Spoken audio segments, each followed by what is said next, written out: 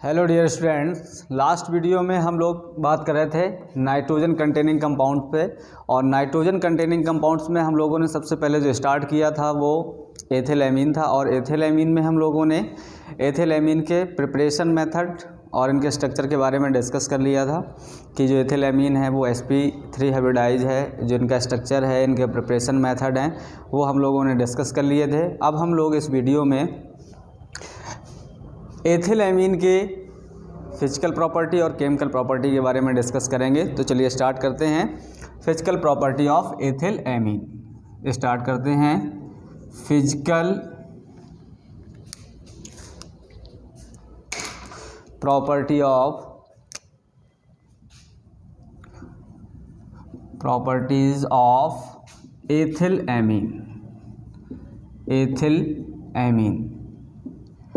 एथिलएमीन की जो physical property है तो वो एक्चुअल में जो एथिलएमीन है ये कलरलेस अमोनिकल स्मेल की कंबस्टिबल गैस है। तो हम लोग यहाँ पर नोट करेंगे एथिलएमीन में ये कलरलेस अमोनिकल स्मेल पाई जाएगी और कंबस्टिबल होता है, कंबस्टिबल गैस होती है, वाटर सॉल्युबल होती है, वाटर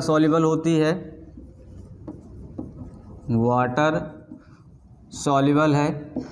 क्योंकि जो वाटर सॉल्युबल है तो वाटर सॉल्युबल हमने स्टार्टिंग में ही लास्ट लेक्चर में हमने बताया था कि जो एथिलएमीन्स हैं या जितनी भी एमीन्स हैं वो अमोनिया के एल्किल डेरिवेटिव्स होते हैं। तो अमोनिया भी वाटर में सॉल्युबल होती है और ऐसे ही ये भी वाटर में सॉल्युबल होते हैं। और इनका जो सॉल्यूशंस बनता है वो बेसिक नेचर का होता है, बेसिक नेचर का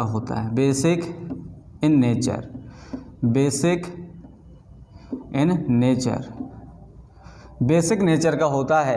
अब एक्चुअल में ये अगर देखा जाए कि एथिलएमीन है C2H5NH2 है, ये बेस की तरीके काम करता है, बेस की तरीके बिहेव करता है। ये इनको हम लुईस बेस कह सकते हैं क्योंकि ये लोन पेयर डोनेट करते हैं, लुईस बेस की तरीके बिहेव करते हैं due to presence of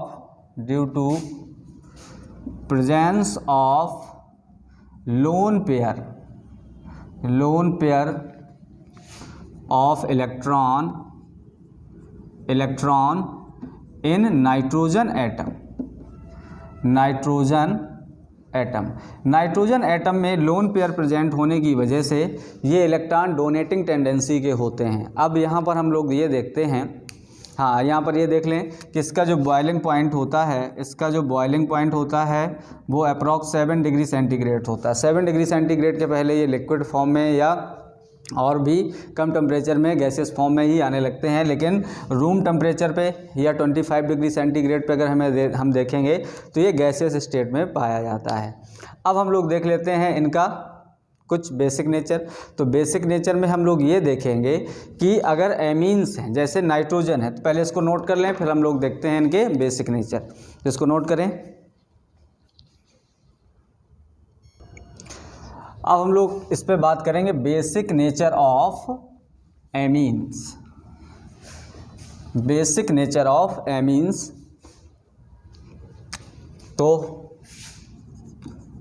basic nature of amines अब एमीन्स का जो बेसिक नेचर है वो एक्चुअल में जैसे हम लोग अमोनिया के लिए कहेंगे तो अमोनिया भी बेसिक होता है और एमीन्स भी बेसिक होता है, लेकिन अमोनिया जो होता है उसमें हाइड्रोजन अटैच्ड होते हैं नाइट्रोजन से, लेकिन यहाँ पर एल्किल ग्रुप अटैच्ड होते हैं। तो एल्किल ग्रुप का जो प्लस आई इफेक्ट है, इलेक्ट्रॉन रिलीजिंग इफेक्ट है, वो नाइट्रोजन में इलेक्ट्रॉन की डेंसिटी को इंक्रीज कर देते हैं। तो जब भी नाइट्रोजन में इलेक्ट्रॉन की डेंसिटी ज़्यादा हो जाएगी, इंक्रीज़ हो जाएगी, तो जो इलेक्ट्रॉन डोनेटिंग टेंडेंसी है वो भी इंक्रीज हो जाती है। और अब वो नाइट्रोजन में लोन पेयर हैं वो डोनेशन के लिए ईजिली अवेलेबल रहते हैं, जिसकी वजह से प्लस आई इफेक्ट बढ़ने की वजह से जो अमोनिया के कंपैरिजन में जो एथिलएमीन है या अदर एमीन्स हैं उनका जो बेसिक नेचर है वो ज़्यादा हो जाता है। तो हम लोग देख लेते हैं कि जैसे जो अमोनिया है अमोनिया में NH3 का अगर हम लोग Kb देखेंगे, है ना, तो ये अगर हम लोग इसका कांस्टेंट देखेंगे तो 1.8 इंटू 10⁻⁻5 होता है, तो बेसिक नेचर का है। जबकि एनिलीन अगर हम देखेंगे तो एनिलीन का इससे भी कम होता है। तो यहाँ पर हम लोगों को ये देखना है कि अगर प्लस R इफेक्ट बढ़ता है तो यहाँ पर बेसिक नेचर बढ़ जाता है। तो यहाँ पर हम लोग ये कहेंगे कि basicity of the amines, basicity of the amines is greater than या more than, greater then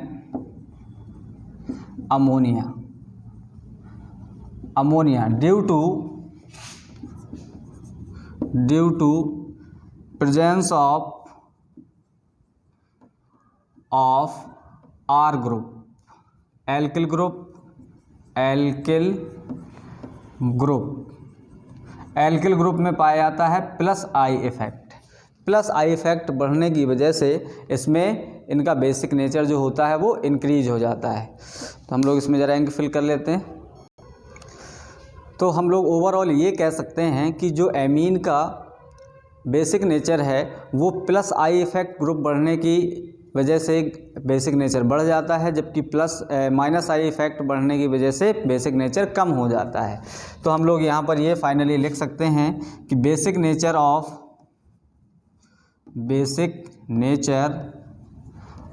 amine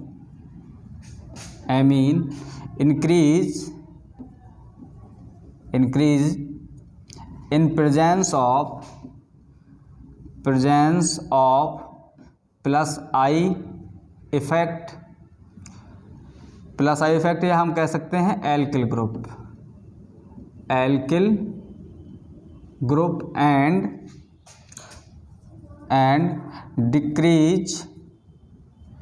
decreases in presence of minus I effect. अगर यहाँ पर हम लोग देखते हैं कि अगर नाइट्रोजन से कोई इलेक्ट्रॉन विड्राइंग ग्रुप लगा है तो उसमें इनकी बेसिसिटी कम हो जाती है। अगर नाइट्रोजन पे directly plus I effect group लगा है या एल्किल ग्रुप लगा है, इलेक्ट्रॉन रिलीजिंग ग्रुप लगे हैं, तो इनके बेसिक नेचर इंक्रीज हो जाते हैं। अब हम लोग इनके कुछ देख लेते हैं इनके एग्जाम्पल्स, जैसे मेथिल एमीन है और एथिल एमीन है। मेथिल एथिल एमीन्स में ये आपको देखना है कि 1 डिग्री 2 डिग्री 3 डिग्री में कौन सा है। और वैसे जनरली जो होते हैं एलिफेटिक एमीन हमेशा और हमेशा ग्रेटर बेसिक होंगे या ज़्यादा बेसिक होंगे किनसे, अमोनिया और बेसिक उनसे एरोमेटिक एमीन्स। तो जो एरोमेटिक एमीन है, बेंजीन रिंग है, एनिलीन है, तो ये हमेशा लीस्ट बेसिक होते हैं। क्यों? क्योंकि इनका केवी बहुत ही कम होता है। ये बात आपको याद रखनी है, तो इसको नोट कर लेंगे। हम लोग अब देखते हैं basic order of the amines.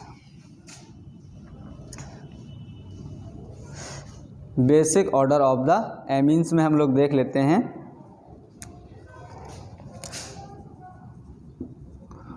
Of the amines. अब बेसिक नेचर में हम लोगों को याद रखना है कि अगर हम लोग देखेंगे पहला मेथिल एमीन के लिए, तो मेथिल एमीन का अगर हम लोग देखेंगे, मेथिल एमीन्स में अगर हम लोग देखेंगे तो इसमें सेकंड डिग्री ज़रूर इसमें ज़्यादा बेसिक नेचर के होते हैं। तो हम लोग देखेंगे मेथिल एमीन है तो C2CH3 का होल ट्वाइस NH, ये ग्रेटर होगा, सबसे ज़्यादा बेसिक नेचर का होगा। फिर इसके बाद हो जाएगा 1 डिग्री मतलब CH3NH2 होगा। अब इसके बाद फिर हम लोगों को देखना है इसमें थर्ड डिग्री, तो इसमें सबसे ज़्यादा जो बेसिक नेचर का होगा वो सेकंड डिग्री हो जाएगा। ये बात आपको याद रखनी है।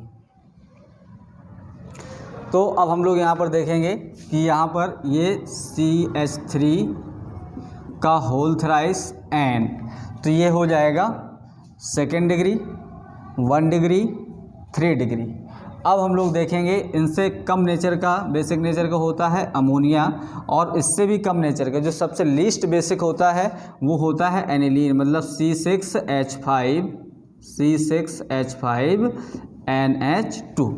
तो इस टाइप से हमको इनके बेसिक नेचर याद रखने हैं मेथिल एमीन में। जबकि एथिल एमीन में हम लोग देखेंगे एथिल एमीन, एथिल एमीन में C2H5NH2 है, तो C2H5NH2 में भी आपको याद रखना है C2H5NH ग्रेटर देन C2H5।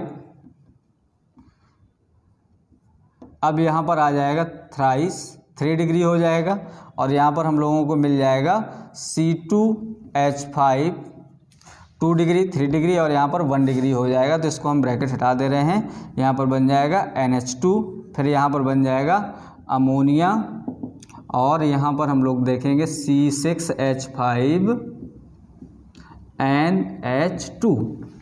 तो ये आपको ये सीक्वेंस याद रखना है, ये कई बार बोर्ड एग्ज़ाम में पूछा गया है और कॉम्पिटिटिव एग्ज़ाम्स में इनको रख दिया जाता है। याद करने के लिए आपको याद रखना है कि 1 2 3 में जैसे तो मेथिल एमीन है, तो मेथिल में 1 कार्बन है, मतलब लोअर्स है, एथिल में हायर्स है, तो याद करने के लिए है, बाकी जनरली ऐसा कुछ नहीं। तो इसमें आपको याद रखना है कि नंबर से एक याद रख लेंगे तो आपको ये सीक्वेंस याद बना रहेगा। तो इसमें 213 213 और इसमें 231 ऐसे नाम, ऐसे अगर आपको नंबर से याद बने रहेंगे तो ये सीक्वेंस आपको बना रहेगा। क्योंकि यहाँ पर 213 है, 231 है, तो यहाँ लोअर्स कौन है, मेथिल एमीन वाले, तो मेथिल एमीन में 213 वाला जो सीरियल चलेगा, और यहाँ पर ये इस सीरियल से चलेंगे। तो ये क्लियर हो गया होगा, तो इसको नोट कर लें। फिर हम लोग देखते हैं इनकी कुछ केमिकल रिएक्शंस। तो अब हम लोग देखते हैं कुछ केमिकल रिएक्शंस, देख लेते हैं। Chemical property of the amines.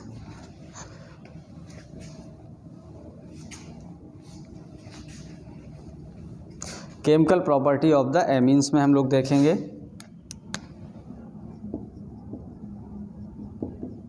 Chemical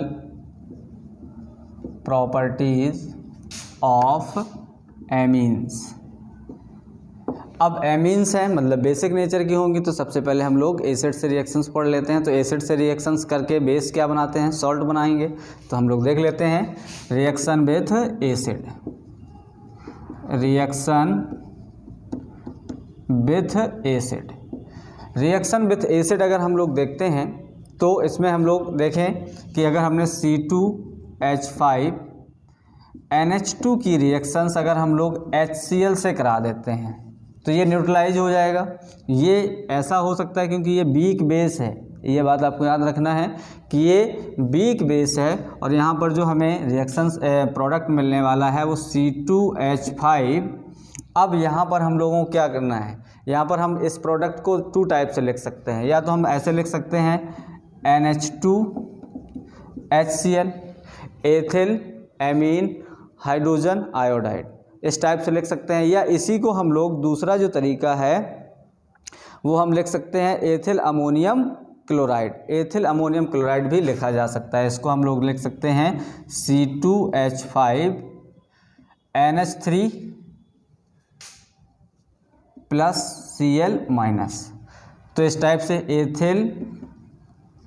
ethyl ammonium chloride इस टाइप से भी इसका नाम लिखा जा सकता है।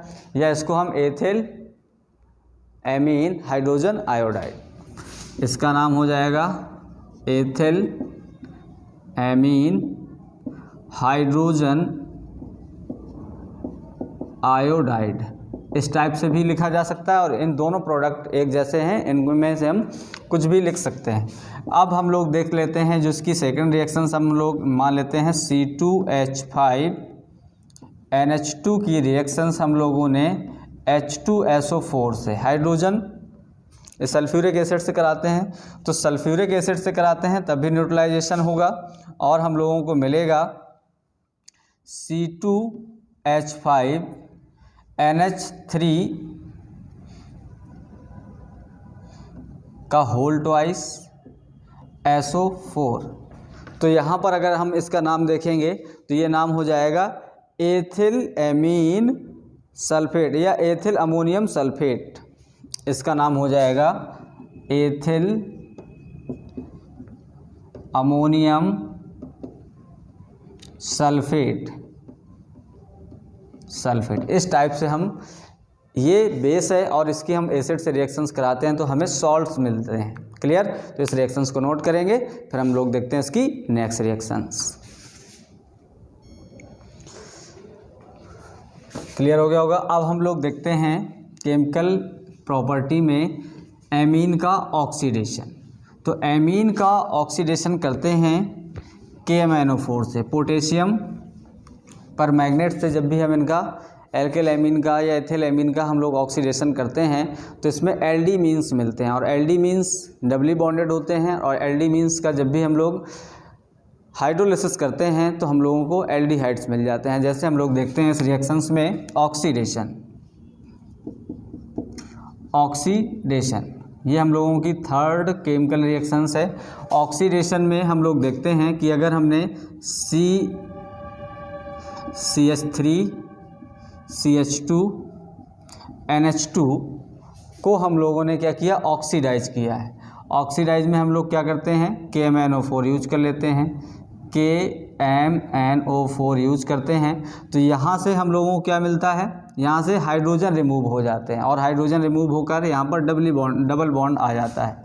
तो CH3 CH double bond NH। इस टाइप से जब भी हम लोग इसका क्या करते हैं, हाइड्रोलिसिस करते हैं, H2O in the presence of acid, तो हम लोग क्या करते हैं, जब भी हम इसको हाइड्रोलाइज करेंगे तो इनके कार्बन में यहाँ पर ये याद रखना है कि यहाँ पर OH आएंगे और यहाँ पर H आ जाएंगे, तो दोनों बॉन्ड ब्रेक हो जाएंगे। तो आपको याद रखना है कि एक बॉन्ड ब्रेक होगा तो OH यहाँ पर, H यहाँ पर, दूसरा बॉन्ड ब्रेक होगा तो OH यहाँ पर और H यहाँ पर, तो ये कंप्लीट बन जाएगा अमोनिया। और यहाँ पर एक कार्बन में जब 2 या more then 2 OH group present होते हैं तो वाटर एलिमिनेट हो जाता है, तो हम लोगों को मिल जाएगा CH3 CHO। जैसे हम लोग देख लें, कार्बन में 2 OH ग्रुप हैं और एक हाइड्रोजन है, OH ग्रुप है, तो यहाँ से वाटर मॉलिक्यूल एलिमिनेट कर देने से CHO मिलता है, मतलब एल्डिहाइड मिलते हैं, प्लस अमोनिया गैस रिलीज हो जाती है। तो ये हम लोगों को मिलते हैं एसिटाल्डिहाइड्स मिल जाते हैं। ये है एथिलीडीन एमीन या एल्डीमीन्स भी इसको कहते हैं। ये है एल्डीमीन्स और ये है ethyl amine.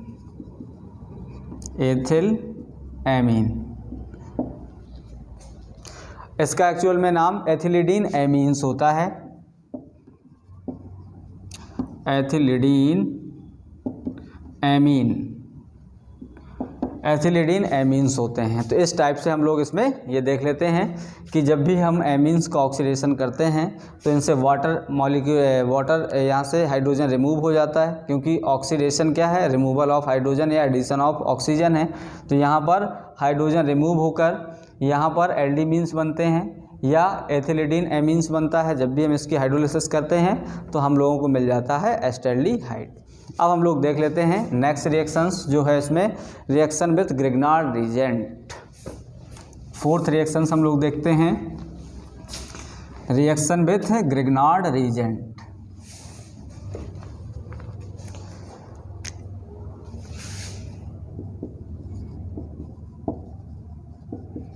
Reaction with Grignard reagent. Grignard reagent क्या होते हैं, RMgX होता है, RMgX होता है। अब एक्चुअल में जो एमीन्स हैं इनमें एक्टिव हाइड्रोजन पाया जाता है, क्योंकि हम लोगों ने जब हाइड्रोकार्बन्स पढ़ा था उसमें हम लोगों ने ये बताया था कि जो एक्टिव हाइड्रोजन है, ट्रिपली बॉन्डेड कार्बन, ऑक्सीजन, नाइट्रोजन और सल्फर से जो अटैच डायरेक्ट हाइड्रोजन्स हैं वो एक्टिव हाइड्रोजन्स कहलाते हैं। तो हम लोगों को क्या है, C2H5 NH2 की रिएक्शंस अगर हम लोगों ने RMgX से कराते हैं तो हम लोगों को यहाँ पर एक्टिव हाइड्रोजन प्रेजेंट होने की वजह से ये एल्केन में कन्वर्ट हो जाते हैं, मतलब RH प्लस Mgx से X जुड़ जाएगा और यहाँ पर जुड़ जाएगा NHC2H5। तो हम लोगों को जो मेन प्रोडक्ट मिलने वाला है वो एल्केन्स मिल जाते हैं, जैसे हम लोग देख लेते हैं C2H5 NH2 plus C2H5 MgBr ethyl magnesium bromide की रिएक्शंस कराते हैं। तो यहाँ से एक हाइड्रोजन इसमें चला जाएगा, ये हाइड्रोजन्स इस एल्किल ग्रुप में अटैच्ड हो जाएगा और बना देगा C2H6 plus Mg, bromine attach होगा और यहाँ पर NH और C2H5। तो यहाँ पर हम लोगों को मिल जाएगा एथेन मिल जाता है। क्लियर। तो इस टाइप से एक्टिव हाइड्रोजन होने की वजह से ये ग्रिग्नार्ड रिएजेंट जो होता है वो एथिल एमीन से रिएक्ट होकर एल्केन्स में कन्वर्ट हो जाते हैं। तो इसको नोट कर लेंगे। फिर हम लोग देखते हैं इसकी नेक्स्ट रिएक्शंस। अब हम लोग देखते हैं नेक्स्ट रिएक्शंस। अब हम लोग जो केमिकल रिएक्शंस देखने जा रहे हैं वो केमिकल रिएक्शंस एक्चुअल में केमिकल प्रॉपर्टी तो है ही, प्लस ये 1 डिग्री 2 डिग्री और 3 डिग्री एमीन्स की डिस्टिंग्विशन करने का मेथड भी है कि हम लोग कैसे पहचानेंगे कि ये एमीन्स 1 डिग्री है, 2 डिग्री है या 3 डिग्री है। तो हम लोग देखते हैं इसी में ये केमिकल प्रॉपर्टी भी है और डिस्टिंग्विशन मेथड भी है, जो कि प्राइमरी एमीन्स, सेकेंडरी एमीन और टर्सरी एमीन्स अलग अलग देते हैं। तो हम लोग देखते हैं जो नेक्स्ट रिएक्शंस है, reaction with benzene sulphonyl chloride. तो हम लोग देख लेते हैं, या इसी को हम लोग हिंसबर्ग रिएजेंट बोलते हैं, हिंसबर्ग रिएजेंट बोलते हैं। और अगर हम इसका नाम देखेंगे तो यहाँ पर हो जाएगा बेंजीन सल्फोनिल क्लोराइड। इसी में हम लोग देखते हैं बेंजीन सल्फोनिल क्लोराइड। फार्मूला जो होगा इसका C6H5SO2Cl, बेंजीन सल्फोनिल क्लोराइड। तो इस टाइप से जब भी हम लोग बेंजीन सल्फोनिल क्लोराइड की रिएक्शंस 1 डिग्री एमीन से 2 डिग्री एमीन से 3 डिग्री एमीन से रिएक्शंस कराते हैं तो इनमें अलग अलग रिस्पॉन्स आता है। तो हम लोग सबसे पहले देखते हैं 1 डिग्री एमीन। 1 डिग्री एमीन में 1 डिग्री एमीन की अगर हम लोग रिएक्शंस कराते हैं तो पहले हम लोग बेंजीन सल्फोनिल क्लोराइड्स का हम लोग स्ट्रक्चर बना लेते हैं। तो बेंजीन सल्फोनिल क्लोराइड्स को हम लोग इस टाइप से देख सकते हैं। बेंजीन सल्फोनिल क्लोराइड है, यहाँ पर SOCl है, C6H5SO2Cl है। अगर हम इनकी रिएक्शंस को 1 डिग्री एमीन से कराते हैं, 1 डिग्री एमीन्स का मतलब हम लोग क्या करें, HNH, तो यहाँ पर C2H5NH2 है, तो ये 1 डिग्री एमीन है। 1 डिग्री एमीन्स के से रिएक्शंस होती है। तो हम लोगों को यहाँ पर HCl रिमूव हो जाता है। HCl रिमूव होने के बाद हम लोगों को जो प्रोडक्ट मिलता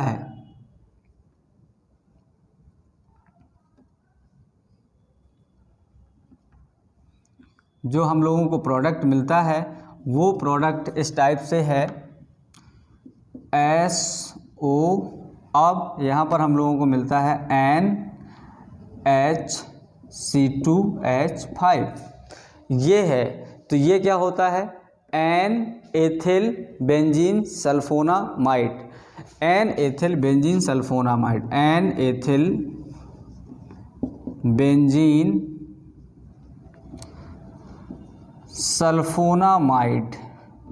ये जो कंपाउंड्स बनता है इसको अगर हम NaOH में सॉल्युबल करते हैं, अगर सॉल्युबल हो जाता है तो 1 डिग्री एमीन है। तो इसमें हम लिख देते हैं सॉल्युबल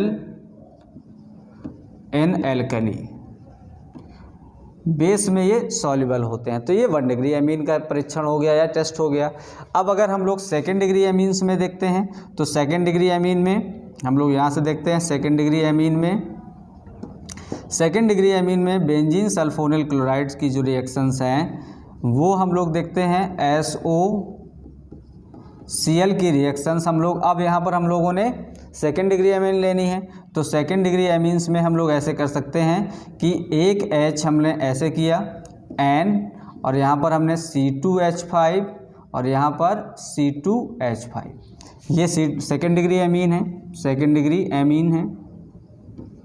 यहाँ पर हम लोगों ने HCl रिमूव कर दिया। HCl रिमूव करने के बाद जो प्रोडक्ट हम लोगों को मिलता है वो होता है बेंजीन SO, यहाँ पर N।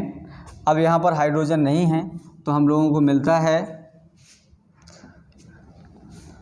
C2H5। इसका नाम होता है N diethyl benzene sulfonamide. N diethyl benzene sulfonamide. तो ये बेस में सॉल्युबल ही नहीं होता है, तो इसमें हम लिख देंगे इनसॉल्युबल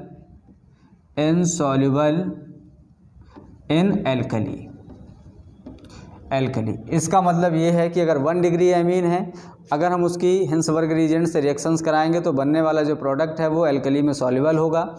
2nd डिग्री एमीन्स में बनने वाला जो प्रोडक्ट है वो एल्कली में या NaOH में सॉल्युबल नहीं होगा, जबकि 3rd डिग्री एमीन इससे रिएक्शंस ही नहीं करती due to absence of alpha hydrogen, क्योंकि यहाँ पर अल्फा हाइड्रोजन है ही नहीं, तो यहाँ पर HCl रिमूव नहीं होगा 3rd डिग्री एमीन्स में। तो आपको यहाँ पर लिख लेना है 3rd डिग्री एमीन्स में आपको लिखना है 3rd degree amine does not react with Hinsberg reagent.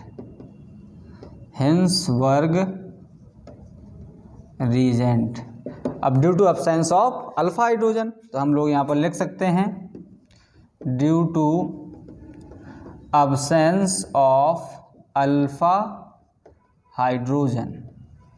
तो ये आपको 3rd डिग्री के लिए आपको याद रखना है कि 3rd डिग्री में क्या होगा। इस टाइप से हम लोग देख लेंगे कि 3rd डिग्री एमीन्स में हिंसबर्ग रीजेंट रिएक्शंस नहीं करता। इसको नोट कर लें या वीडियो पॉज करके इसको नोट कर लें, फिर इसके बाद हम लोग देखते हैं इसकी नेक्स्ट रिएक्शंस।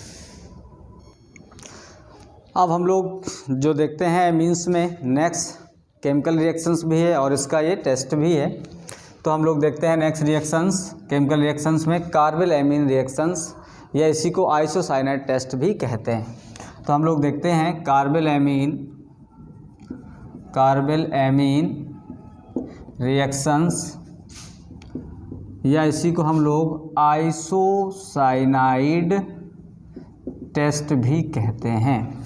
एक्चुअल में इसमें एलिफेटिक एमीन्स हों या जिसमें अल्फा हाइड्रोजन्स ना हो, जैसे हम लोगों ने इसमें ये जो टेस्ट है एथिल एमीन तो देता ही है, प्लस इसके साथ साथ ये यहाँ पर एनिलीन भी देता है ये टेस्ट। तो हम लोग देख लेंगे कि हम लोग क्या करते हैं, इसमें क्लोरोफॉर्म के साथ क्लोरोफॉर्म होता है और हम लोगों को KOH एल्कोहलिक KOH लेना पड़ता है।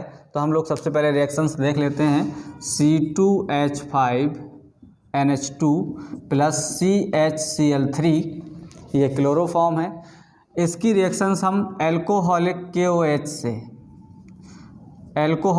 से कराते हैं, तो हम लोगों को यहाँ पर आइसोसाइनाइड मिल जाता है, एथिल आइसोसाइनाइड C2H5NC आइसोसाइनाइड है, CN साइनाइड होता है और NC आइसोसाइनाइड हो जाता है। प्लस यहाँ पर जो बाई प्रोडक्ट मिलता है, तो यहाँ पर हम लोग बाई प्रोडक्ट में देखेंगे ये एथिल एल्कोहल है और हम लोगों को मिल जाता है KCl बनेगा प्लस H2O बन जाएगा, KCl प्लस H2O। इस टाइप से हम लोग, ये है एथिल आइसोसाइनाइड। क्लियर। अब हमें अगर यहाँ पर बैलेंस करना है तो इसको 3KCl 3KOH और इस टाइप से ये रिएक्शंस बैलेंस हो जाएगी। यहाँ पर ये बात क्लियर हो गई। ऐसे ही ये रिएक्शंस एनिलीन भी देती है, एनिलीन C2H5NH2, तो ये NH2 है प्लस क्लोरोफॉर्म प्लस KOH से रिएक्शंस होगी। ये KOH एल्कोहलिक होना चाहिए और यहाँ पर हम लोगों को जो मिलने वाला प्रोडक्ट है वो NC मिल जाएगा प्लस KCl प्लस H2O, ये हो जाएगा फेनिल आइसोसाइनाइड हो जाएगा, फेनिल आइसोसाइनाइड। ये फाउल स्मेलिंग होते हैं या बैड स्मेलिंग कंपाउंड होते हैं, ये बात आपको याद रखना है कि आइसोसाइनाइड में जो मिलने वाला जो हम लोगों को प्रोडक्ट है ये बैड स्मेलिंग या फाउल स्मेलिंग कंपाउंड होते हैं, फाउल स्मेलिंग कंपाउंड्स मिलते हैं। तो इस टाइप से हम लोगों ने ये कार्बोलाइमीन रिएक्शंस कंप्लीट कर ली। अब हम लोग इसी में एक और इनकी नाइट्रस एसिड से रिएक्शंस होती है तो वो भी हम लोग देख लेते हैं।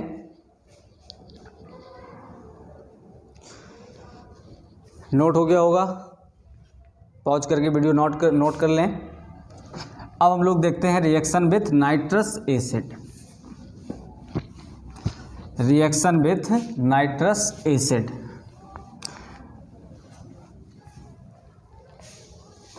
ये एक्चुअल में 1 डिग्री एमीन का परीक्षण है या 1 डिग्री एमीन्स के लिए टेस्ट होता है। तो हम लोग देखते हैं reaction with nitrous acid. Nitrous acid क्या होता है? HNO2 नाइट्रस एसिड होता है। नाइट्रस एसिड एक्चुअल में हम इनको बना के नहीं रख सकते हैं, इस नाइट्रस एसिड को हमें तुरंत प्रिपेयर करना होता है। तो हम लोग देख लेते हैं कि जैसे C2H5NH2 है की रिएक्शंस हम लोग नाइट्रस एसिड से 0 से 5 डिग्री सेंटीग्रेड पर, तो हम लोग HNO2 से रिएक्शंस कराते हैं और टेम्परेचर रहता है 0 से 5 डिग्री सेंटीग्रेड। और इसमें हमें ये पता होना चाहिए, इसको हम प्रिपेयर करके नहीं रख सकते लैब में, तो इसको बनाने के लिए हम NaNO2 sodium nitride plus HCl से इसको हम लोग प्रिपेयर करते हैं तुरंत HNO2 नाइट्रस एसिड को। तो यहाँ पर हम लोगों को ये एलिफेटिक एमीन्स के लिए है नाइट्रस एसिड, तो अल्कोहल बनाता है, जबकि अगर एरोमेटिक एमीन्स रिएक्शंस करती हैं नाइट्रस एसिड से तो यहाँ पर ये आइसोसाइनाइड वो बना देता है, डाइजोनियम सॉल्ट्स बनाते हैं। तो यहाँ पर याद रखना है कि यहाँ बना देगा C2H5OH plus N2 plus H2O, इस टाइप से। अब अगर हमें इनके प्रोडक्ट याद रखना है तो आपको देखो ऐसे कर लेना है। हमने लिखा C2H5NH2।